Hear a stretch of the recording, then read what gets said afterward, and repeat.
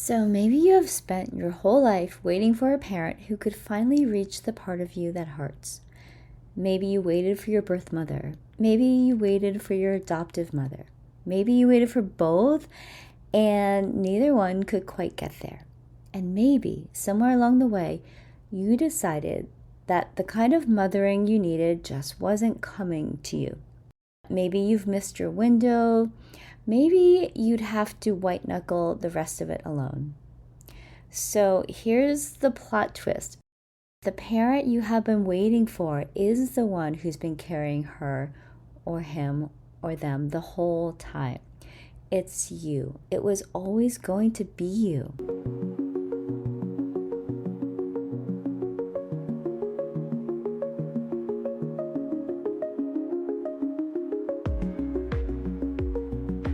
We're going to talk about reparenting, which is very simply, for those of you who are not familiar, this is becoming for herself the parent your inner child is still waiting for.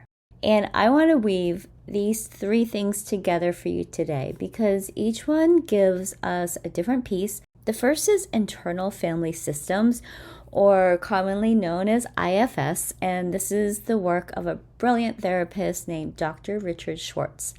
This is a model that's going to help us understand what the inner child even is and why all of our coping makes so much sense. The second work is Gabby Bernstein. If you've ever listened to her show, Dear Gabby, you know she does this inner child work so beautifully.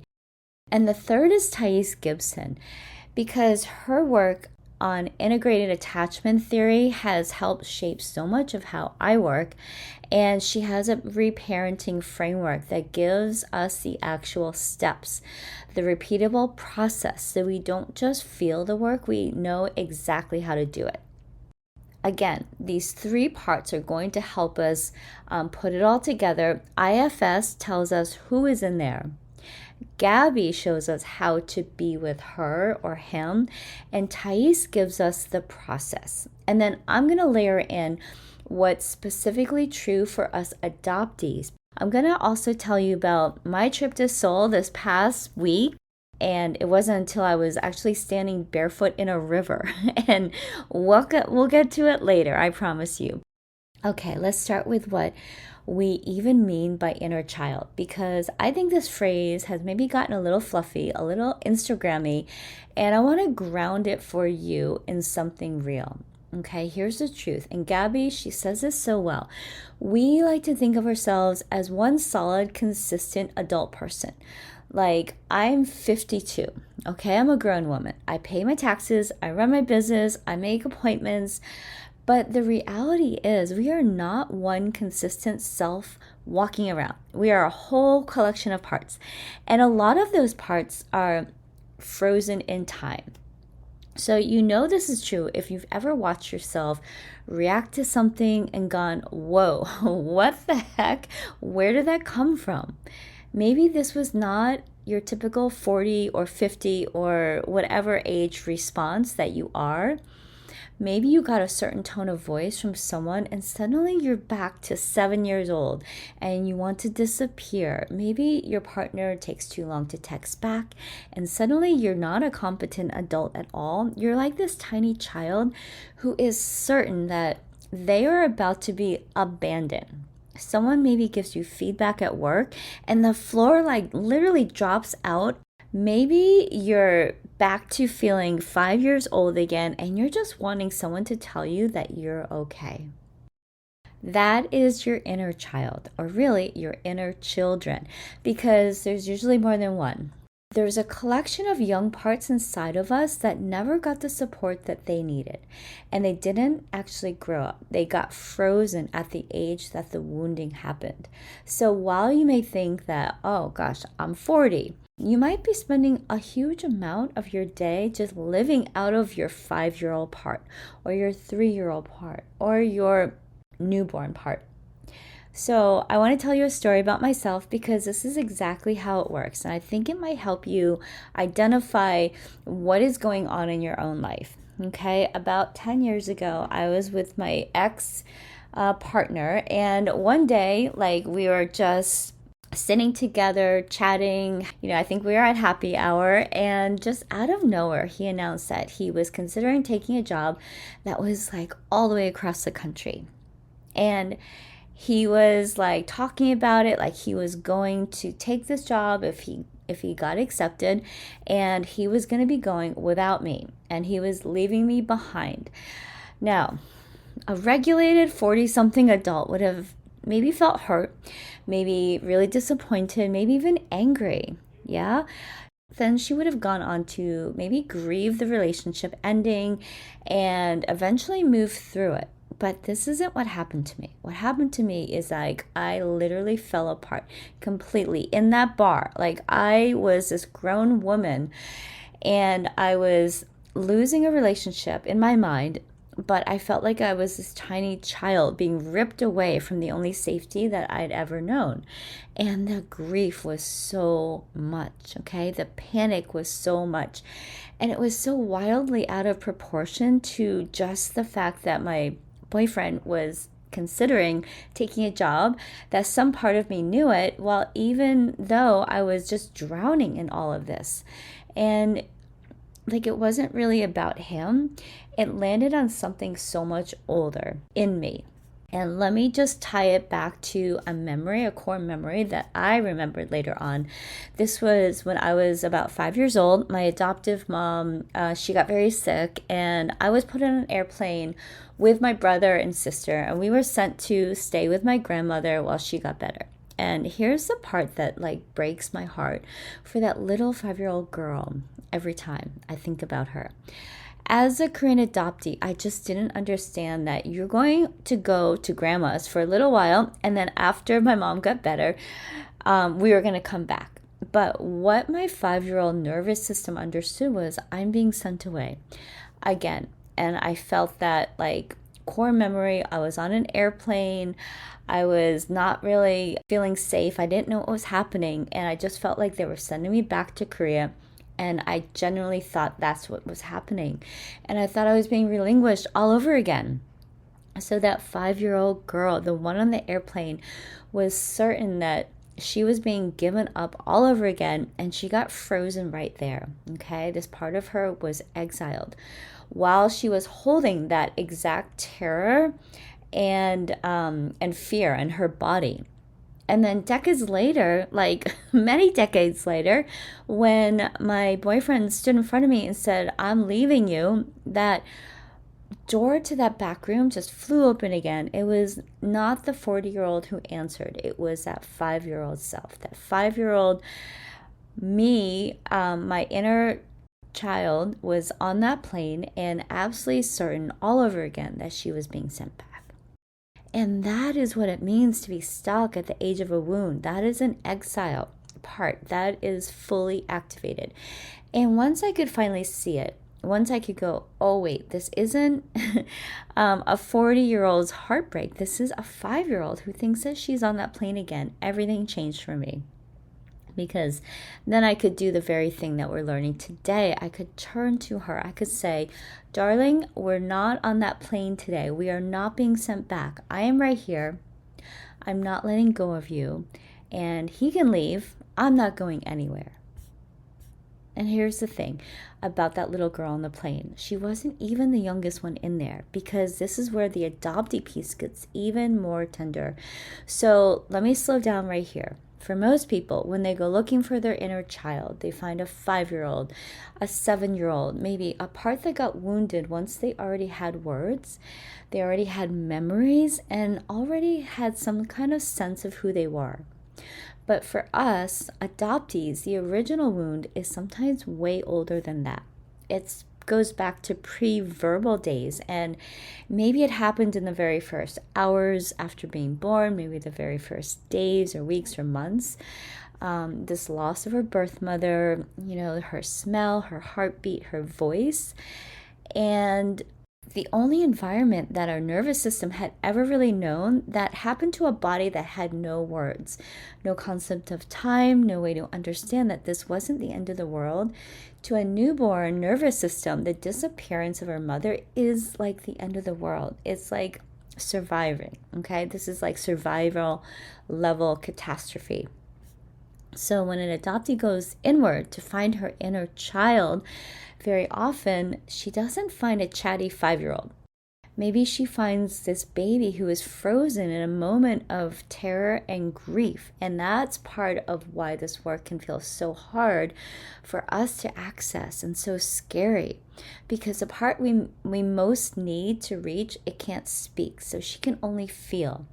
And she can only signal through the body that this panic, that ache, that bracing that we talked about in the last episode about somatics, that's what's happening.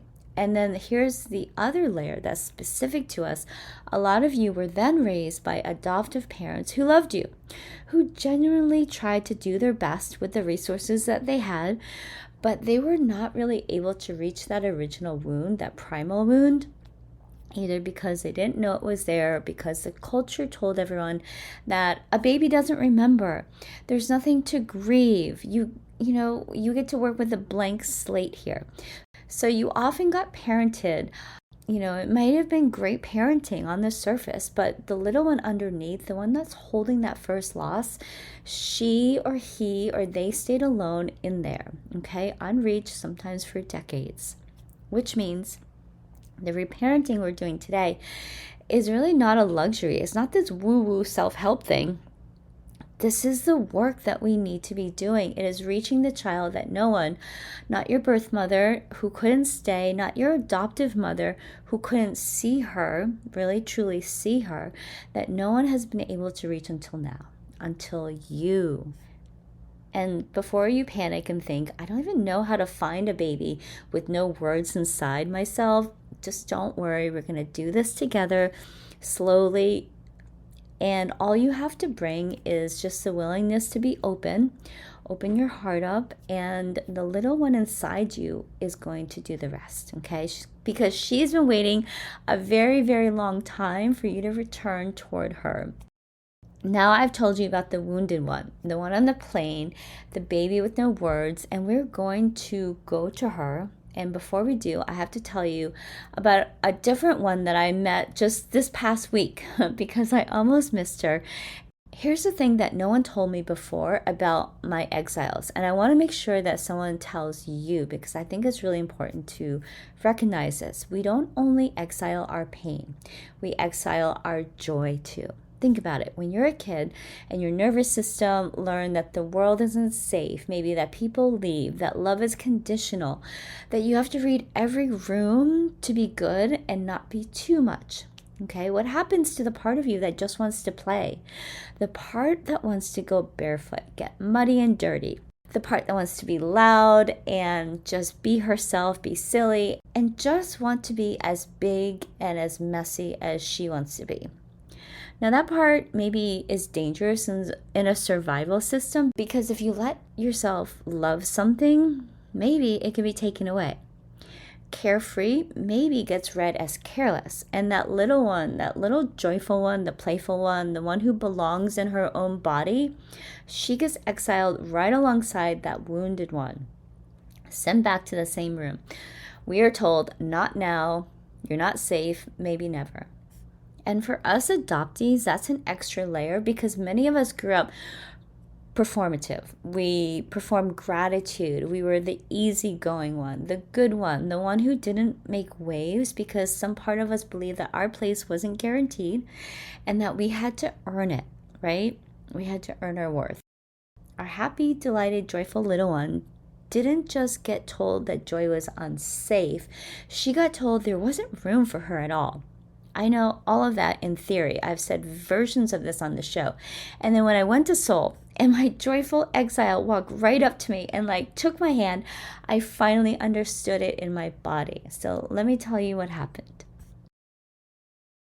The first one was when I hiked Bukhansan Mountain. This was a few years ago, and it was just an amazing hike. It was really hard, and I was sweating so much, and because it was summer. Yeah, it was summer. I know, I'm crazy, right? And my legs were shaking, and at the end, I was so hot and sweaty and exhausted. I came down to the bottom of the mountain where there's a stream, and there are all these ajumas, these little Korean aunties, the older ladies that were just sitting with their feet in the cold mountain water. You know, they had their pants rolled up on their legs. They were laughing and talking and chit-chatting and eating snacks. And they just kind of like waved me in like I was one of them. And there was no conversation needed. They were just like, come sit here, put your feet in. Oh my gosh. So I did. And I took off my shoes. I climbed down the rocks. I put my bare feet in this freezing cold mountain river next to these women who I'd never met.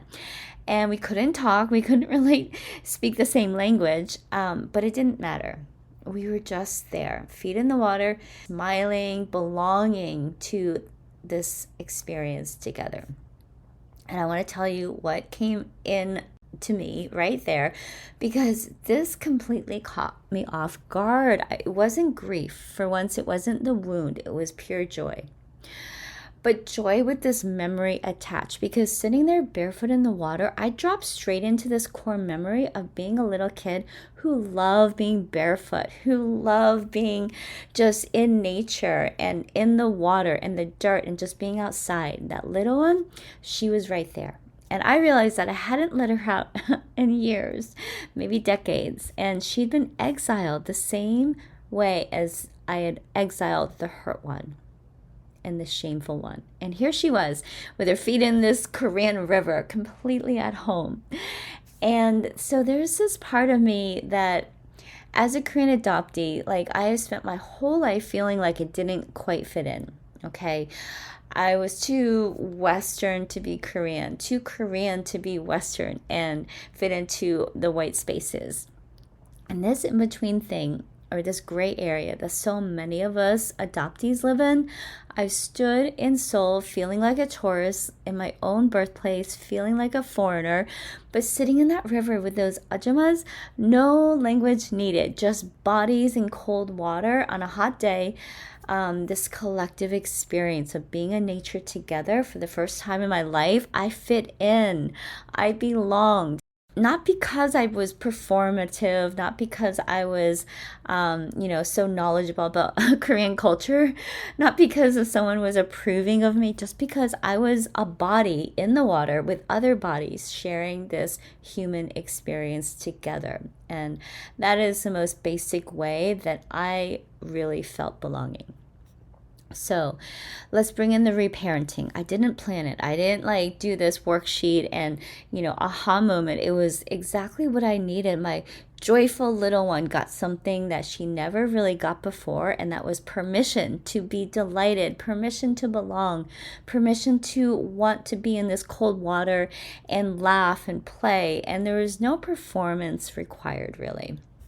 So once I saw her, I started feeding her on purpose for the rest of my trip. Like I'm still here in Seoul, and I have just opened up this whole container of mindfulness about my inner child.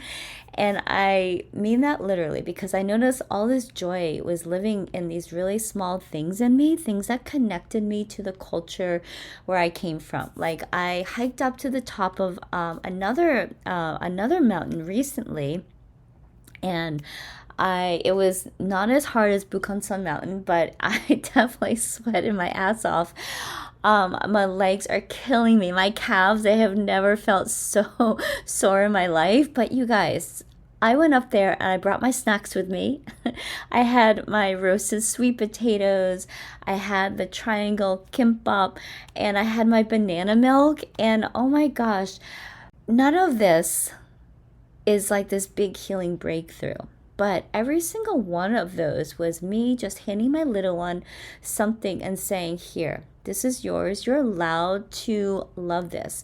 You're allowed to have these little moments of joy, and this is okay.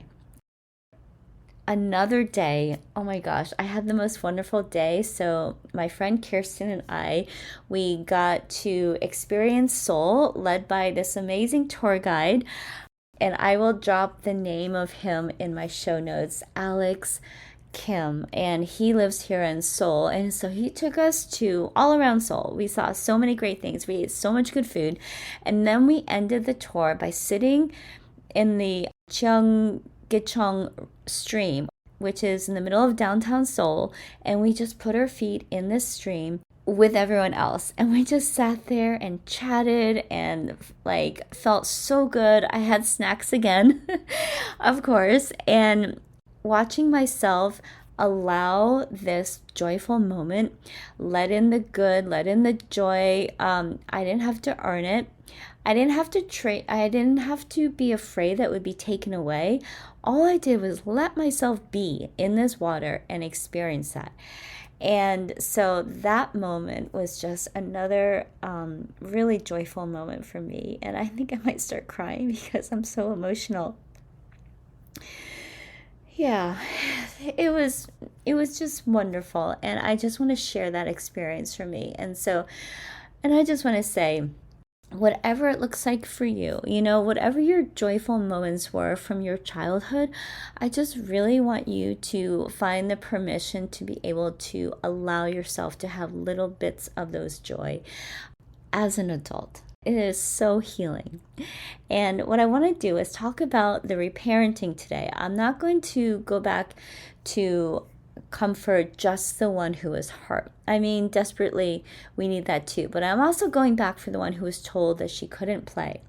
That barefoot one, that little 5-year-old self, the 10-year-old, the one who just wants to snack and be in the river and doing the silly things, maybe sing a silly song. Because a parent who only ever shows up when the child is crying is not a whole parent. A parent also shows up to delight in the child. Take her to water, let her play, buy her the banana milk and the little snacks, let her be loud and barefoot and just be at home in her body.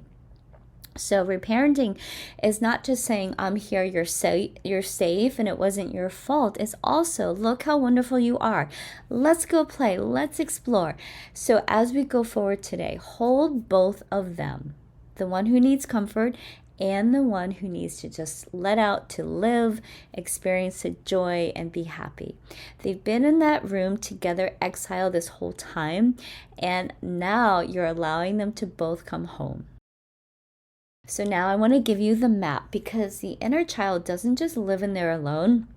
She lives inside a whole system. And once you see the system, so much of your life is going to make sense in a way it never has before. So the heart of this internal family systems, IFS, is Dr. Schwartz, Dr. Richard Schwartz's work, like I mentioned. And the basic idea is that your mind is not a single unified thing. It's more like a family of parts. And in a wounded system, those parts fall into a few main roles. And the first role is what IFS calls the exiles. Those are the young wounded parts, the inner children. And they're called exiles because we banish them. We lock them away because the feelings that they carry are so painful. They're so overwhelming that our system just decides it cannot afford to feel them again and still function. So it exiles them forever, and it puts them in this like back room, like in the basement or something, and shuts the door. And the exile sits in there, frozen, holding all that original pain.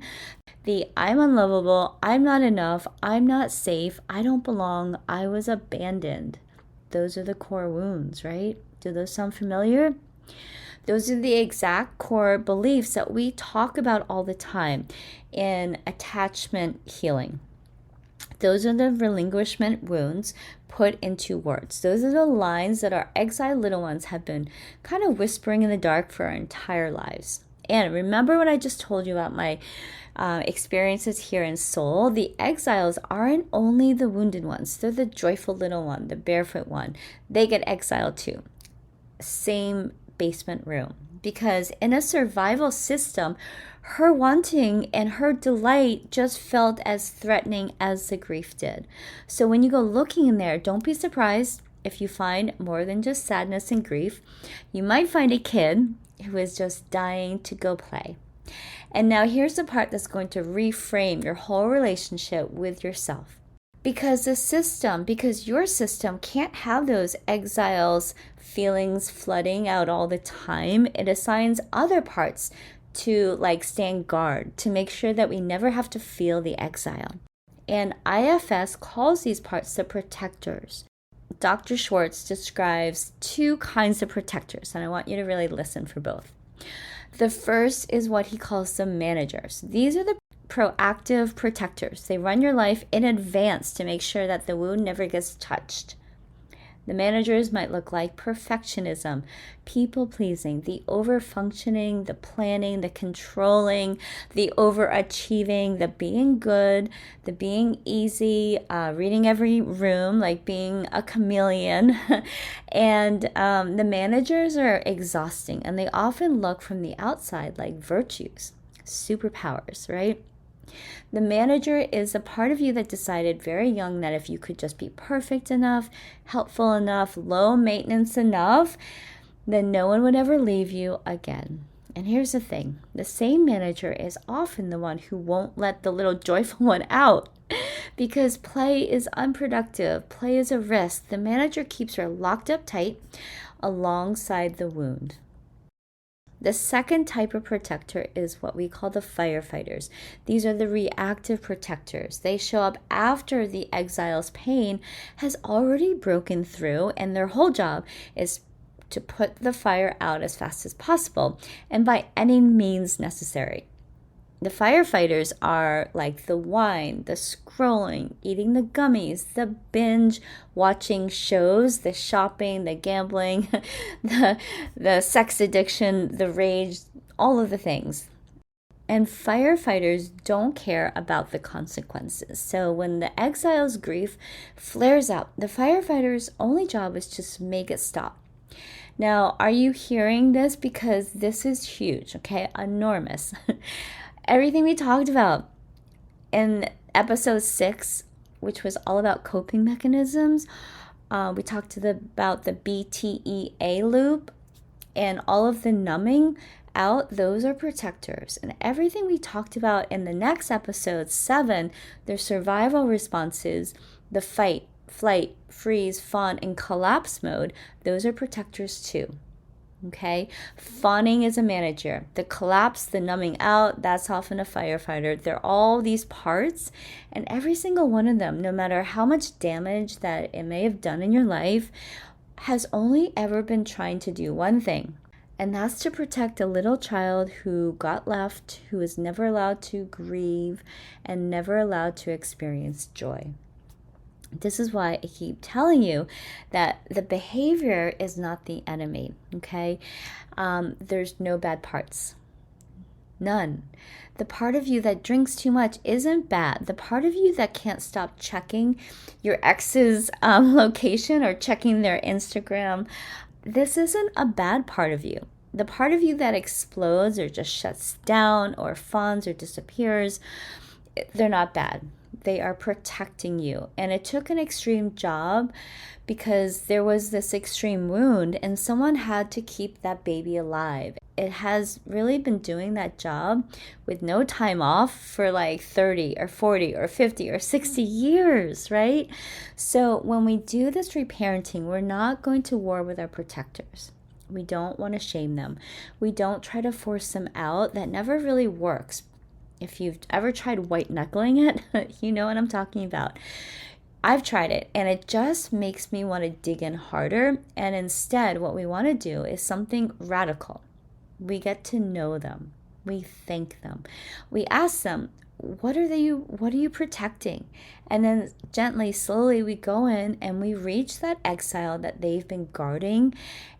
Because there's a secret there. The protectors only can relax when they trust that the exile is finally safe, when that baby is finally held, when the joyful one is allowed to play, the bodyguards can finally rest. And they've been waiting for decades for backup. And that backup is you, okay? You are the backup. You're the one who is coming to rescue yourself.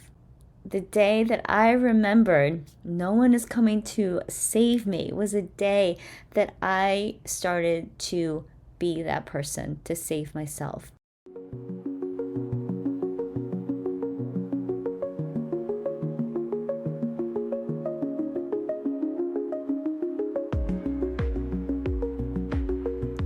So who is this you that's going to be reparenting yourself? let's talk about that, because this is my favorite part of the whole inner child healing model. The internal family systems, alongside all of these parts, the exiles, the managers, the firefighters, there is something else, and something that is not a part at all. Dick Schwartz calls it the self with a capital S. And here's the most healing thing that I can tell you, like maybe in this whole episode: the self cannot be damaged. It cannot be broken. No matter what happened to you, no matter how much trauma you've experienced, no matter how early, no matter how severe, no matter how alone you were for it, yourself stays intact. It is whole. And it's been in there the entire time, underneath all of these parts, just waiting. Gabby describes the self really well. She calls it the all-knowing, the loving, the undamaged, the resource, compassionate, calm, collected, clear part of who you truly are. And the entire goal of this work, all of it, is to help you access that self and let that self show up for the wounded little parts inside of you. Now, how do you know when you're in self versus when you're blended with a part, an exile part? Dr. Schwartz gives us this beautiful checklist, and he calls them the 8 C's. And they all start with a C, as you can probably guess, so they're easy to remember. They are calm, curiosity, compassion, clarity, courage, confidence, creativity, and connectedness. I love this so much. When you're in self, you feel these things, okay? You can look at your most painful part with calm and curiosity instead of judgment. You can feel compassion for the little one instead of shame. And you can be present without just being swept away. That's yourself. That's the inner parent. And it's not something that you have to build or earn or become. It's just something that you maybe start to uncover piece by piece. And it was there before the wound happened, before the primal wound. The wound just buried it under this mountain of protector parts. And I'll tell you, when I felt my own self come fully online, it was in that river, the connectedness that I felt.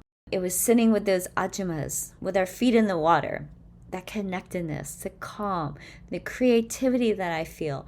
Even how I let myself just play, that wasn't a part of me that was running the show. That was myself. So if you want to know what your self feels like, it can feel like that. It can feel like belonging without having to perform. It's holding onto a core childhood memory like that and allowing yourself to be that child again. It's your reference point for coming home to yourself. And I want to say something, adoptee to adoptee, because I know what some of you are probably thinking right now. You're probably thinking, yeah, that's so nice and lovely, but I don't have that. Whatever undamaged, calm, loving things that you're describing, I'm pretty sure that I don't have that. I came out without it. I'm too much of a mess. I'm too far gone. I have too much trauma. The wound just got me too early. Now, okay, I get it. I totally get it. You might think that the self is gone, but it's not gone. I promise you. It can't be relinquished. It cannot be given up for adoption. It cannot be left at a hospital or a subway station or a police station or a baby box. It is the one thing that no loss could ever touch. It has been there your whole life. And I want to tell you that the proof of this is that the part of you that wants to heal, the part of you that sought out this podcast, that's doing this work on yourself, the part that keeps showing up for yourself, even when it gets hard, that's it. That is yourself. And you're already in connection with it. You might just not have known what to call it. Okay, let me just share with you the process. This is the actual reparenting process, and I'm drawing this from Thais Gibson's work on integrated attachment healing. And there's a long version and a shorter in the moment version. So I'm going to give you the in the moment one because that's the one that I feel like we are more likely to use. It's for when you feel triggered, when your little one is activated, When you can feel the old story rising up, the old limiting beliefs and core wounds, you can do this like in 2 minutes, and you can do it from anywhere. All right, step 1. We're going to notice the emotion and name it. So if something happens and you feel the wave of emotion, before you do anything else, just name what you're feeling out loud if you can, or in a journal. Whatever works better for you is fine. Maybe it's I feel abandoned, I feel not enough, I feel unsafe, I feel like I don't belong. Naming it is how you stop being merged with that feeling and start being the observer of it. And the observer, that's the self. The minute you can say, I notice I'm feeling abandoned, instead of I am abandoned, you've already created the tiny gap where this reparenting process happens. Step 2. Ask yourself, is this mine, or was this programmed into me? Because 9 times out of 10, the belief underneath the feeling, I'm not enough, I'll be left, is not a fact about you. It's not the truth. It's like this program that you've been running, and it got laid down in maybe this body that was pre-verbal and had no way to interpret the loss except to make it mean something about you, something about her or him. So you get to ask, is this actually truly about me, or is this just a program that I've been running? And almost always it's the program. Okay, step 3, find the need underneath. This is the one that most people skip, and it is the most important part, okay? The protector, the whine, the scrolling, the fawning, the rage is just your strategy to get a need met. Underneath the strategy is your needs. So ask yourself, what does the little one actually need right now? They don't need wine. The wine is a firefighter part of you. Underneath, she might need comfort or safety, or the need to feel seen and heard, or just be told that she's not in trouble, or be told that she's not going to be left. Get underneath the strategy to meet the need. And I learned this part literally this week in Soul, so let me add it. Sometimes the need underneath isn't comfort at all. Sometimes it's joy. Sometimes it's the need to play. Sometimes the little one isn't crying. She's bored or lonely or starved for this playtime. And the firefighter grabbed the wine because no one offered her this amazing river to go play in. So when you ask what she needs, leave a little room for the answer to maybe be, I need to go outside. I need to do something silly, or get creative, or sing. I need banana milk maybe. I need to feel delighted. And that's a real need too. And meeting that need is reparenting. Step 4, okay? And this is really the heart of it. I want you to learn how to speak to yourself the way that you would speak to a child that you love. How would you speak to a wounded child who is in pain maybe right now? Could you extend that same consideration to yourself? And when you start to speak to yourself the way that you would speak to your own child, you would never tell a terrified 3-year-old to toughen up or to stop being so needy or just to get over it. You would probably want to get down on the floor with her and with that little one and tell her, I see you, I'm here for you, you're not in trouble, you're not too much, you're not going to be abandoned, I've got you, and I'm not going anywhere. And then lastly, the step 5 is to give her the need.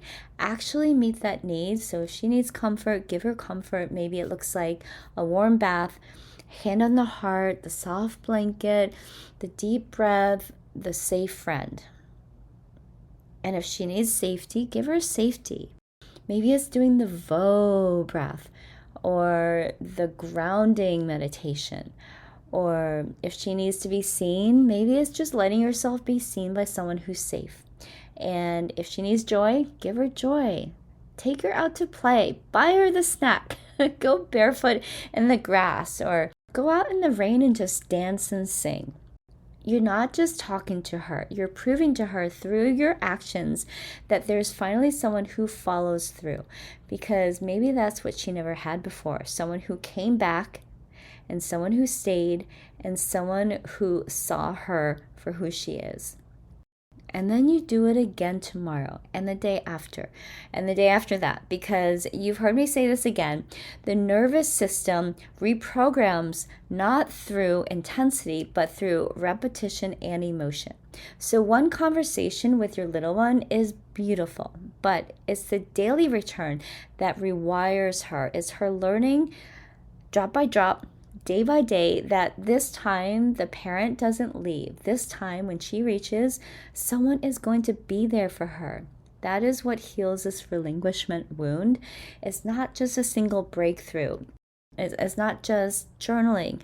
It's the pattern of you coming back again and again and again. Sometimes to comfort her, sometimes just to play with her. So I don't want to just tell you about this. I want you to feel it too. All right. So if you're somewhere where you can close your eyes and get present for about 10 minutes, that would be great. If you're driving or walking or doing something dangerous, just listen in and come back to this part later when you can be really fully present and still. I want to take you into a guided meditation to actually go meet your inner child right now. So let's get comfortable and let's go find her, him, or them together. Okay, let's settle in. If you can find a place where you won't be interrupted for the next 10 minutes or so, you can either sit down or lie down, whatever you choose. Let your body be supported by whatever is underneath you, and get a blanket if you like one. This is a safe place to just feel and be comfortable. And if at any point this meditation becomes too much, you can always open your eyes, put your feet on the floor, and ground and just breathe. You are in charge, and the little one will understand. We never push, we only ever invite.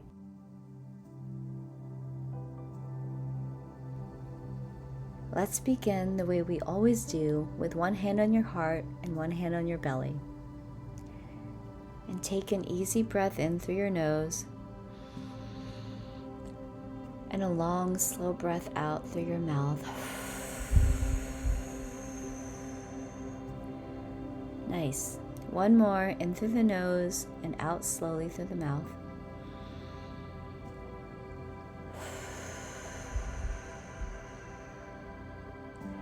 And just feel your own two hands on your body. Feel the weight of them, the warmth. This is you holding you. There is already a parent here. Now, gently, I want you to bring to mind a recent moment when you may have felt activated. Not the biggest, hardest thing ever, but just a small recent moment when the old feelings started to rise up. Maybe you felt not enough, or you felt abandoned, or unsafe, or maybe you didn't belong. We're not going to go into the story of it. We're just noticing. Where does that feeling live in your body? Maybe it's a tightness in your throat, a pit in your stomach, a heaviness on your chest. Could be a buzzing in your hands. Wherever it is, just locate it, placing your attention right there with curiosity, not trying to fix it, just noticing.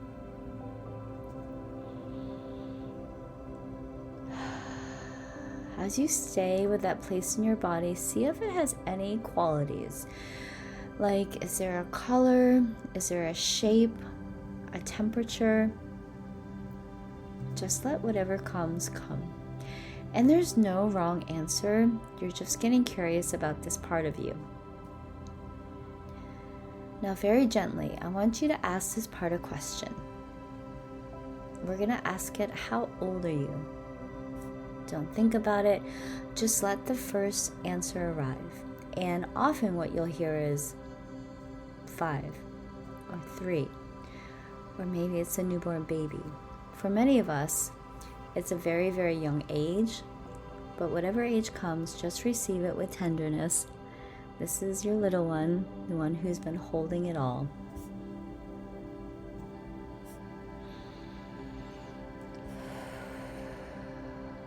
Now I want you to see if you can sense her or him near you. Maybe you can picture them, maybe just feel them close. Some of you will see a clear image, a little girl, a little boy, a baby. Some of you will only feel a presence, and both are fine, both are perfect, both are real. Before we go to her, let's just check. Sometimes a protector shows up here. A part that's skeptical or numb, can't feel anything, or says this is silly, or wants you to keep from getting too close. If that part is here, don't fight it. Just think it. Say, thank you for protecting me. I see how hard you've worked. Would you be willing to step back? Maybe just for a few minutes so I can be with them? You can stay close. I just need a little room here.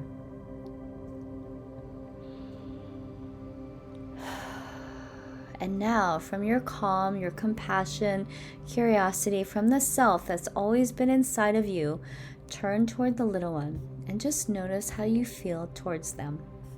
Or an ache of love, that's it. That's the inner parent online. That's you showing up. Now I want you to let them know that you're here.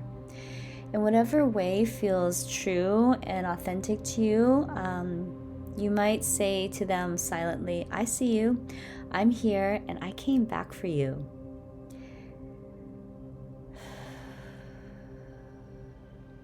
And just notice, does she or he know that you're here? Can they feel you? And they might be shy, they might be guarded, especially for us that maybe they've learned that people might leave.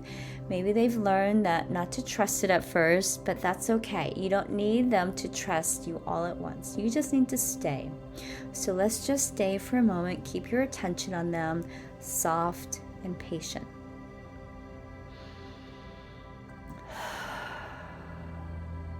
And now we're going to gently ask them the most important question. Ask them, what do you need from me right now? And just listen. The answer might come in words, it might come as an image, it might just come as a feeling in your body. They might need to be held. So maybe it's just being told that she's safe or he's safe. Maybe they need to be told that it wasn't their fault. Also, they might surprise you. They might not need comforting at all. Maybe they just want to play. Maybe they want to be let outside, and they might want you to finally just go and have fun with them. Whatever shows up, just receive it and go with it.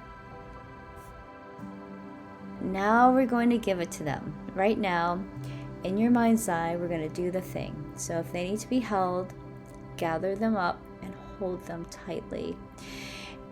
And if she needs to hear the words, say them to her. If he needs to go play, and take their hand and take them somewhere wonderful and fun. And so let me give you some words that maybe you can use, or you can find your own words. You did nothing wrong. It was never your fault that they couldn't stay. You are not too much. You were never too much at all. And you don't have to earn your place with me. You already have it right here. You're not alone anymore. I found you. You are allowed to be happy. You're allowed to play. I want to have fun with you. I am not going anywhere. I am your parent and I am staying for you. And maybe just feel what happens. Maybe you soften a bit. Maybe they climb into your arms. Maybe they cry. Maybe you cry. And maybe that's the most natural thing in the world, the thing that you need right now. Whatever it is, just let it come naturally. Maybe they grab your hand and pull you towards something fun. And maybe nothing dramatic happens and they just look at you. And all of this is okay. All of this is doing the work, and this is the healing. Now finally, I want you to find a place to be with them, a safe, warm place. Maybe it's a place that you love, a sunlit window, a cozy chair, a beach, a river with your feet in the water, or your grandma's kitchen. Maybe it's a place that only exists for the two of you. And I want you to put yourselves there right now. And let them know that this place is always here, that they can come here with you anytime, that you will come back, not just today, but tomorrow and the day after and the day after that. Make them a promise that you intend to keep. Something simple like, I'll check in with you every morning, and I'll put my hand on my heart, and I'm going to find you, and I'm going to make time for you to play. Whatever you can truly commit to. And now, slowly, begin to let the image soften before you let them go. Let them know that you're not abandoning them by opening your eyes. Just tell them, I'm not leaving. I'm just going to carry you with me now. You live here in my heart, and I've got you. Bring your hand back to your heart. Feel the surface beneath you. Wiggle your toes, wiggle your fingers, and let's take one more breath in through our nose, out through our mouth.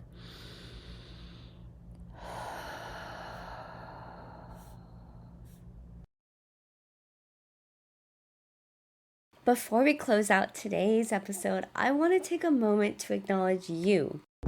Thank you for showing up for yourself today and for having the courage to do this work. Remember, healing isn't just a concept, it's a practice of reclamation. And to make sure that you never miss a step on this journey, please hit subscribe to the Dear Claire podcast. This ensures that you'll be the first to know the moment a new episode drops. It's also a sign of a commitment to yourself and for committing to doing the work on your journey. I would also be so grateful if you could just take 60 seconds to rate and review the show. In the world of podcasting, your review acts like a lighthouse. It helps us reach more adoptees who are looking for this space to heal their attachments and find their way home to themselves and bring more joy and peace into their lives as well. Remember, this is a conversation, so if you have a question about your relationships, about your core wounds, about your manifestation journey, please submit it via the link in the show notes. By asking your question, you aren't just helping yourself, you are empowering every other listener who is likely struggling with the exact same thing. I'm so honored to be on this path with you. I cannot wait to do more of this healing work together. This is the Dear Claire podcast, and I'll see you next time. Much love.